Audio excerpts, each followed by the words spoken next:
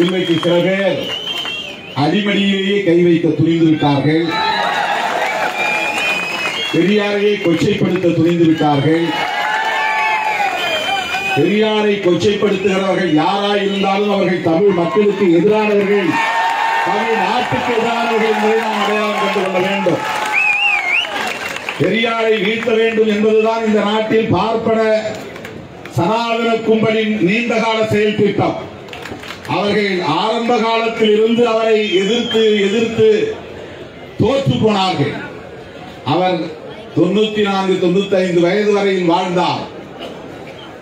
கடவுள் இல்லை என்று சொன்னவர் இவ்வளவு நாள் வாழ்கிறாரே என்று அவர்கள் வைத்தறிச்சப்பட்டார்கள்.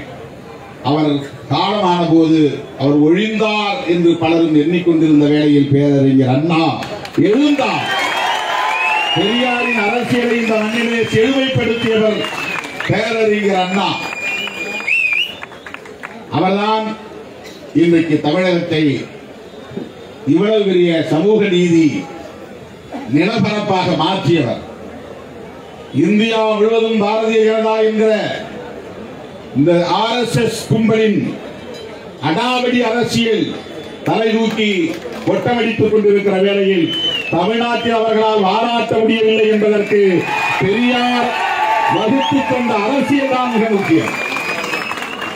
அருமை தோழர்களே, உங்கள் கத்தரிக்கோள் அந்த சனாதன கும்பலின் வாளையும் ஒட்ட நறுக்க வேண்டும். பெரியாருக்கு எதிராக யார் பேசினாலும் அவர்கள் தமிழர்களின் பகைவர்கள் என்பதை நாம் புரிந்து கொள்ள வேண்டும். தமிழின் பெயரால், தமிழனின் பெயரால், தமிழ்நாட்டின் பெயரால், தமிழ் தேசியத்தின் பெயரால் பெரியாரை இந்த மண்ணிலிருந்து அப்புறப்படுத்த துணிகிறார்கள் என்றால் அவர்கள் பார்ப்பனர்களுக்கு சிவப்பு கம்பளம் விரிக்கிறார்கள் என்று பொருள். சனாதன அரசியலுக்கு பாதை அமைத்து தருகிறார்கள் என்று பொருள். தமிழ்நாட்டை உத்தரப்பிரதேசமாக மாற்ற துடிக்கிறார்கள் என்று பொருள். நாம் எச்சரிக்கையாக இருக்க வேண்டும். சமூக நீதிக்காக போராடுகிறோம் என்றால் நமக்கு பெரியார் தேவை. இடஒதுக்கீடு வேண்டும் என்று நாம் போராடுகிறோம் என்றால் நமக்கு பெரியார் தேவை. உங்களிடத்தில் நான் வேண்டுகோள் விடுக்கிறேன். இனிமேல் உங்கள் ஒவ்வொரு முடிதிருத்தும் நிலையிலும் தந்தை பெரியாரின் படத்தை நீங்கள் வைக்க வேண்டும்.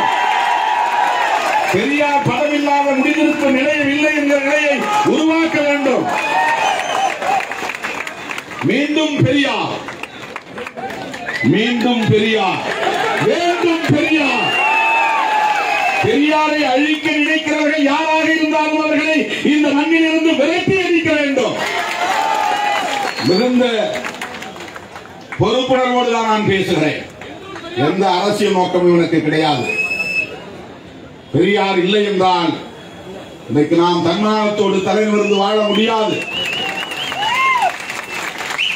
இந்த மானத்தையும் அறிவையும் நமக்கு ஊட்டியவர் தந்தை பெரியார்.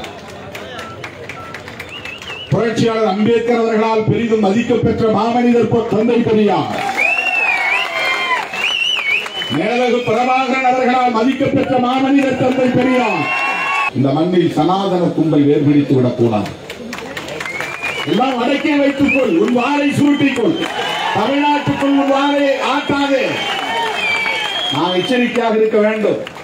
அதுதான் உண்மையான தமிழ் உணர்வாளர்களின், தமிழ் மக்களின் கடமையாக இருக்க முடியும். அரசமைப்பு சட்டத்திலே முதல் திருத்தம் கொண்டு வந்தது பெரியாரின் போராட்டம் தான்.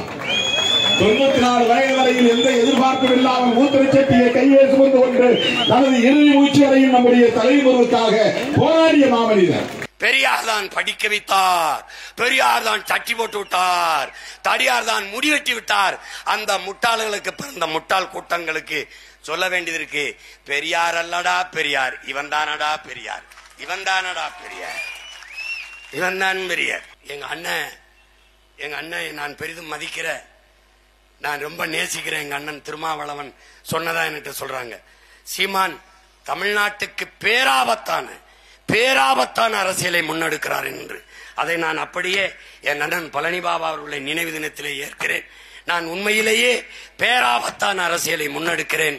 திராவிட திருவாளர்களுக்கு பேராபத்தான அரசியலை இதுவரை என் நாட்டை, என் மக்களை ஏமாற்றி சுரண்டி கொளுத்த திராவிட தேடல்களுக்கான பேராபத்தான அரசியலை முன்னெடுக்கிறேன். நாங்கள் அடிமைப்பட்ட இனம் மட்டுமல்ல, அடிபட்ட புலிகள் எழுந்து நிற்கிறோம். யாரும் குறுக்க வந்துடாத. அண்ணன், தம்பி, மாமா, மச்சான், சித்தப்பா, பெரியப்பா எவனும் பார்க்க கிடையாது. போயிட்டே இருப்போம். பாத்துக்க. உன்னால என்னை சமாளிக்க முடியல. பாத்தியா எப்படி? நான் யாருன்னு தெரியுதா? யாருன்னு தெரியுதா? என்னை பாரு, அவனை பாரு, என்னை பாரு. அவன் தொப்பியும் தாடியும் வச்சிருப்பான். அது ரெண்டு இல்லாம நான் நிப்பேன். என்ன, அவன் கொஞ்சம் சிவப்பு, நான் கொஞ்சம் கருப்பு. ரெண்டு பேருக்கும் ஒரே ரத்தம் தான். என்ன ரத்தம்? தன்மானமிக்க தமிழ் ரத்தம். ஒரே ரத்தம். என் தாயும் அவள் தாயும் ஒரு தாய் தான். யாரு? தமிழ் தாய்.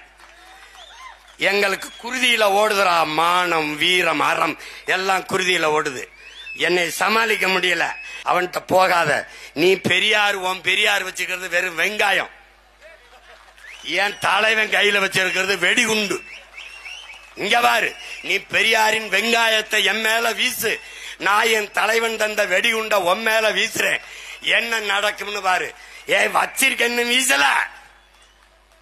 வீசனா என்ன ஆவாயின்னு பாத்துக்க. நீ இங்க வர, உன்னைய புதைச்ச இடத்துல புல்லு கூட முளைக்காது. Be careful. சேட்டைய வேற எங்கேயாவது வச்சுக்க. என்னை எதிர்கொள்ள முடியல. வாங்க அப்பாவும் மகன் இங்க வந்து பேசு.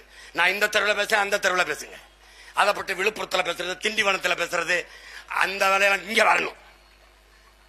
இங்க வரணும். திமுகவையோ பெரியாரையோ திராவிடத்தையோ நீங்க எதிர்த்து விட்டால் அவனுக்கு இருக்கிற ஒரே கருவி ஆரிய கைக்கூலி, RSS கூலி, பிஜேபி கைக்கூலி, இதே தான் பேசிட்டு இருப்பான். நான் இவனுக்கு தான் பேர் வச்சிருக்கேன், போடா பிக்காலி அப்படின்னு. பிக்காலி.